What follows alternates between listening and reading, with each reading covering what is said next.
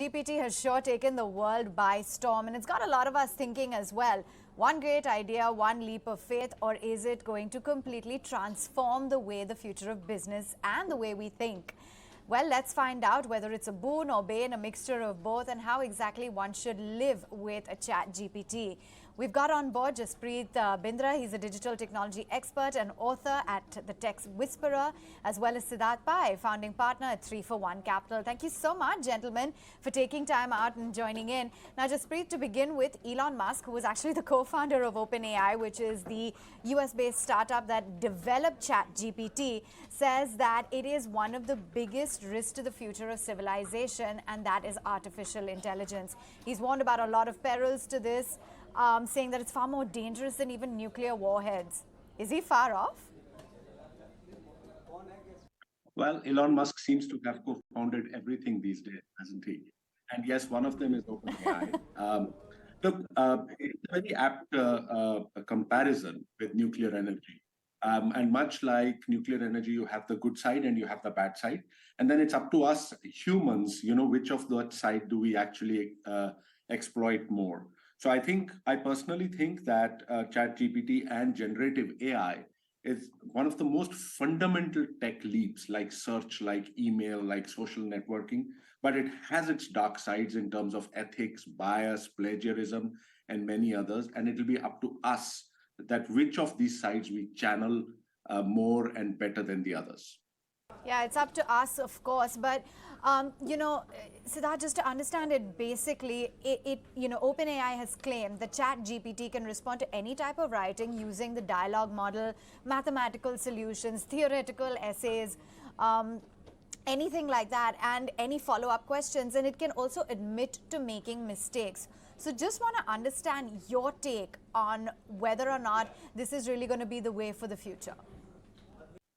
No, I think it genuinely is. Even from our field also, I'm actually seeing a number, when I speak to other VCs and investors, a lot of people are actually using ChatGPT to create job CVs, to actually start creating investment thesis, to start creating research notes, and the like itself. Especially if we speak to any college student, any school student for that matter, ChatGPT is actually becoming the new Google for them, or the new Wikipedia for them. They're going and copiously copying and actually taking a lot out of it. I think from the side of the industry, everyone's going to view ChatGPT as another tool, the same as you view email, the same way you view the internet and the like itself. It depends on how you end up using it. I think the use cases right now are also been fairly limited. We will actually see this once it gets integrated by Microsoft into Bing, into Office, into presentations and everything. I think the sheer efficiency that ChatGPT is actually going to start engendering for everyone is actually going to be a massive leap forward for everyone itself. We are going to see the dark side, as Jaspreet also mentioned. But I think that any sort of tool for that matter depends not on the tool, but on the user of that particular tool itself. I think there's a large amount of work that people are doing across the world, even OpenAI, to make sure that there are actually AI ethics and the likes that are actually coming up itself. So I think the next generation of philosophers is most probably going to actually start looking at AI, as well as the ethics that comes as part of that, rather than looking at the human condition alone. Wow, the next generation of philosophers is going to be looking at AI. And, Jaspreet, so do you really think that it is, and I mean, it has been pretty much proved, going to work better than what we're so accustomed to do? Just Google it. A Google search, is it really going to be the different way of looking for things on the internet? I mean, imagine not having to actually click on a second follow-on link. That's really priceless. Well, Siddharth, I'm actually one of those next new generation of philosophers. I'm doing this in philosophy and generative AI masters in Cambridge University right now, and we are very deeply looking at that. And therefore, I agree with you. But coming back to you, there are three things that I would like to say in basis of what you said. First of all, generative AI and ChatGPT should be used to generate. That's why it's called generative AI, not necessarily to search. So you generate music, generate text, generate answers, generate pictures, visuals, artistic renditions, ideas. And I think that's where more than search, ChatGPT will be useful for. Secondly, it's not structured as search. Search will always be faster, because it's kind of structured as a database. And so I see tools like ChatGPT working along with search. For certain things to generate new stuff, ChatGPT will be the one which you'll go to. For other stuff, it will be search. And that's why the Bing integration actually has both. It has the search bar as well as the messenger. and both used in tandem with each other is the way to go. Okay, that's interesting, using both in tandem with each other, so it's not really going to be replaceable. But Siddharth, what about that worry? I don't know if it's really been discussed, the implications of the privacy risks that ChatGPT posed to each and every one of us. You know, none of us were really asked if OpenAI could use our data. So is that a clear violation of privacy, especially, you know, when data is so sensitive and it can be used to identify us and pretty much our entire lives? No, that's actually a fantastic question. I think people ask this question during the early days of the internet as well, and Google itself. I think we're still having that debate right about now as to what's a thin line between consent and privacy that the world is actually there. But I think the next generation of people coming in right now, everyone's sort of used and accustomed to the fact that there's going to be a large amount of AI that's actually going to start sourcing all your personal information, like anonymize it and end up actually putting it forward. I think the biggest question that we have right now is the right to forget. So can we actually go back to these anonymized databases, make sure they can identify our information, pull that particular information out and clean it out? I think that's actually going to be the conversation that people like Jaspreet are actually going to be speaking about for a long period of time. And that's going to start underscoring this entire decade as we go about it. These are not questions that anyone has an easy yes or no answer to. I think it's a dialogue, it's a conversation, it's going to constantly keep evolving. I think it's important for civil society to actually keep all the tech giants in place to make sure they don't actually end up exceeding the bounds that society has actually afforded to them so far.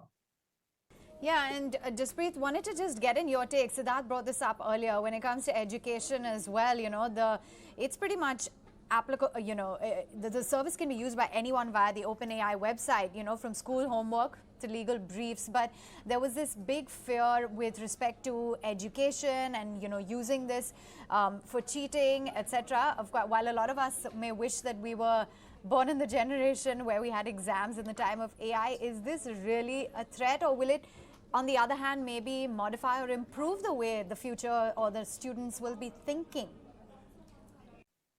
Yep. You know, whenever a new technology like this comes, there's a lot of excitement, but there's a lot of paranoia.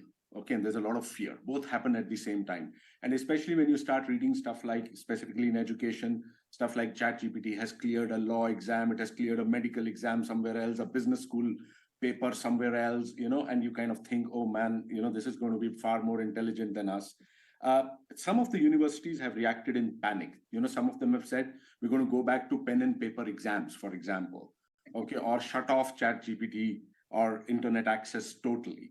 You know, if you go back, and if you're probably as old as I am, if you go back and, you know, we used to do most exams without calculators, and then calculators came in, and there was a fear again that, you know, students will forget how to calculate. And therefore, but then we evolved very quickly to start using calculators, similarly with computers. And so I think that specifically in education, we should not keep these tools away from the students. We have to make the students use these tools better. And I will end by saying this, you know, there's a lot of apprehension also about ChatGPT and jobs, that ChatGPT will take our jobs, which education is preparing us for. ChatGPT or AI will not take our jobs, but a person using ChatGPT and AI will. And so you better teach a person and a student how to use these tools and become better, rather than just shutting them out of it, because someone else who uses them will actually be better at it than the person not using it.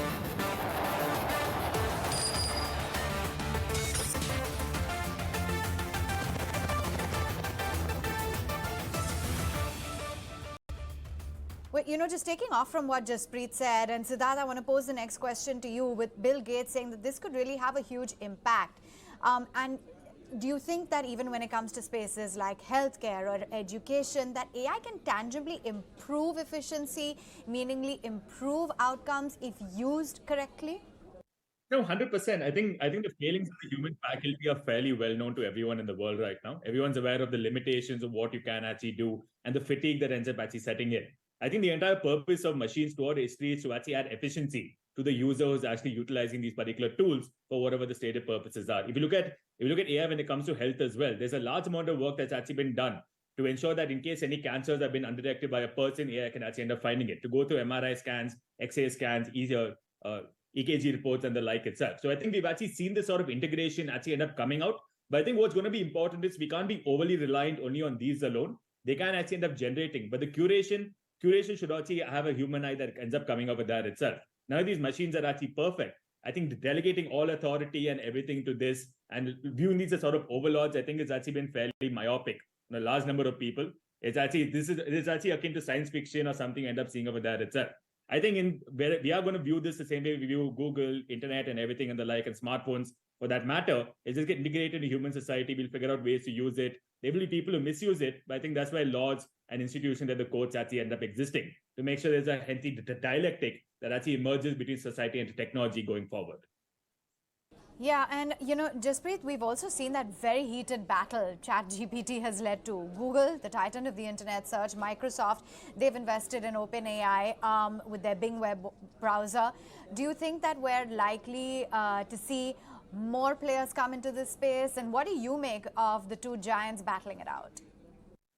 That's a great question. I was with Microsoft. I used to work with them when the first search wars happened, which was Google, obviously, and then Bing was launched.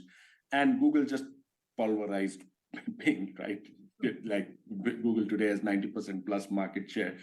But, I think a lot of people in Microsoft remember that, and Satya certainly does, Satya Nadella. And the second search wars, actually, he threw down the gauntlet for that 3 or 4 days back when he said that I want to make Google dance and want people to know that we made them dance. And I think what he's playing, the game that Microsoft is playing with Google is very interesting. Someone referred to it as 3D chess, which is actually a very strategic game. Google's search is much bigger than Microsoft's. And so Microsoft can choose to subsidize its search, give away stuff for free, etc., and reduce the margin that Google makes on its core product, because Microsoft makes money from other stuff. If the margin of search reduces, which again Satya Nadella said, I want to reduce the margins of search. Search is too profitable. He reduces the overall margins of search. Google has less money to invest in other products like the cloud, etc., where it's competing with Microsoft. And so Microsoft is kind of trying to squeeze them out of this. So I think Microsoft is going for more search share, but more than that, it is going for disrupting search itself with these new tools and disrupting Google's business model itself, and so that it gains everywhere else. Yes, there will be more players. Baidu has already announced. Meta has a product in the works, and they've already had a product. They will also announce. There'll be open source products of such nature. Already some of them exist, like Stable Diffusion, etc. And so I think, yes, there'll be this big playing field, but I think, again, as we've seen in many other such products, the 2 or 3 or 4 big techs will have will control and have the majority of users here. But the Google-Microsoft game is extremely interesting. What about you? What do you think, Siddharth, when it comes to these two big players? You just heard Jaspreet say that Microsoft is looking to really disrupt Google's business model entirely. How do you see it really playing out or unfolding? No, I think what we see, innovation always happens at the edge. I think we've actually seen that in all the waves of innovation that have happened so far. But I think what the difference we're seeing right now is because AI is actually contingent on having a large reservoir of data that's available. So the larger tech giants do actually have an added step up compared to any other startups that are actually coming up with that itself. That combined with the large balance sheets that they have, they can actually go out and acquire most of this innovation that happens at the edge and end up actually integrating it into the wider mainstream itself. But I think as far as AI is concerned, the way OpenAI actually came out straight out of left field, teamed up with one of the larger giants, we will actually see a larger number of these sort of startups and upstarts actually coming out itself. I think we're going to see AI get integrated in almost every aspect of our lives going forward. And the specialization and the data sets that people end up harvesting, I think will actually give them an added edge compared to everyone. So while the Microsoft and the Google and the Facebook and the Meta and everyone's going to command headlines, I think we are going to see the next generation. Even you look at VCs right now, a large number of VCs have emerged with having generative AI as part of their core thesis itself. And there are 200 or 300 odd companies that got recently funded despite the funding winter actually going on. So we are going to see these sort of innovative battles actually play out. Capital is going to play a large role in this. And we can't take it as a foregone conclusion that the big guy is going to end up emerging and winning. When we had the last kind of war, Google actually came up and emerged straight out of left field and ended up actually disrupting Microsoft. Facebook came and disrupted Google. Who's going to come out next and actually disrupt these giants is something all of us are actually looking forward to. Yeah, and one doesn't know who's going to be the big disruptor. I know the Chinese technology giants also like Alibaba and Baidu have announced their intentions to launch a ChatGPT style product. So who knows? And just to come back to one of the other inherent problems, I think. Do you think that trust issue exists, that maybe people have been placing their faith in search engines for decades, so now using a chatbot on the result page, maybe there's not enough understanding on the same, so will it take time? Is that trust factor an issue? Look, don't ask it to tell you facts. That's what search engines are for. Ask it to generate things for you, generate ideas, generate new concepts, generate pictures. I mean, I use it to generate academic papers, for example, in my academic part of my life. And so, yes, there are trust issues. There are issues beyond trust of plagiarism. There are issues of bias and ethics. Privacy was talked about. But I think, again, please, we must remember that this is just the beginning of this new technology. As Siddharth said, AI is going to be integrated everywhere in everything that we do. 2023 and going forward is the era of AI. And I'll conclude by saying this bit that, it's a bit like electricity. You only know about electricity when it's not there. And that's when you think about it. And for the first time, products like ChatGPT have brought out the power of this electricity or this AI into the hands of people like you and me. And that's why we are having such excitement over it. Early days, issues are there, but I'm confident that with regulation, philosophers and technologists will get together and resolve them.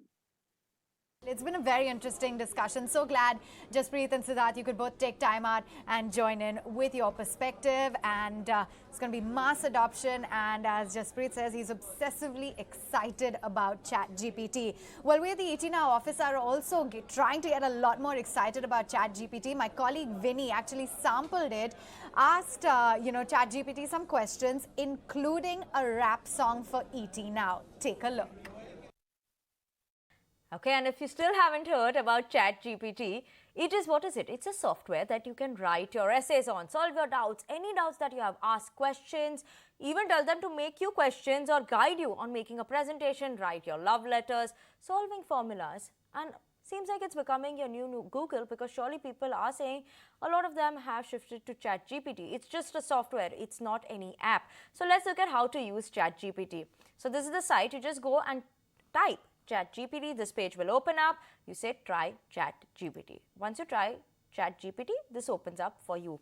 And let's look at it. There's a new chat option, right? So when you go to new chat, it will open up here. New chat creates a new chat and you can ask any of the questions you have. So firstly, let's just understand on what's interesting in the startup space, right? In the startup space. Let's look at what ChatGPT has to say. Okay, surely it's giving us a nice answers, few important points. Innovation about startups are often driven. Interesting answers are coming in about entrepreneurship as well. And surely, giving us good answers in terms of what we are expecting as well. What should one be looking at when they're just reading up on startups? So it's just like basic content that they would have. Now, just let's look at what is there and what is happening in terms of maybe something newer and what is there on your food plate. What do you want to know? Satya Nadella actually asked on what would come in a South Indian breakfast plate. Now, South Indian breakfast plate is what he asked, and he said that there was a wrong answer that came in over there. ChatGPT even said that, oh, there was a mistake and corrected the mistake as well. So yes, we'll ask about what's there on a Gujarati breakfast. Do they actually manage to answer what is the right thing? I love Gujarati food. I am a Gujarati, so surely let's look at what comes in for a Gujarati breakfast. Okay, Gujarati cuisine, worldwide vegetarian dishes, nutritional, okay. Dokla, yes, that's the right answer coming in there as well. I love my doklas. I hope you all do like it as well. Let's see if they're managing. Theplas are also there. Every Gujarati loves their doklas and theplas. Does it actually come out with khandvi as an answer? Yes, khandvi is the next answer. So surely I'm happy with ChatGPT's answers coming in terms of the food at least as well. Handwa, khakra, dhoklas, everything that they have coming in there. Lastly, obviously, let's not forget, ChatGPT has data coming in only till 2021. So what is the last one? Maybe write Can it write a rap song on ET now? On ET now. Okay. Let's see if it manages to write one. Oh, it is managing to write one. And I'm going to try singing it then. Yo, it's time to tune in to ET Now. Get ready for stock market know-how. They keep us up to date with the trends, giving us financial news. Surely an interesting one there, but that's all about ChatGPT.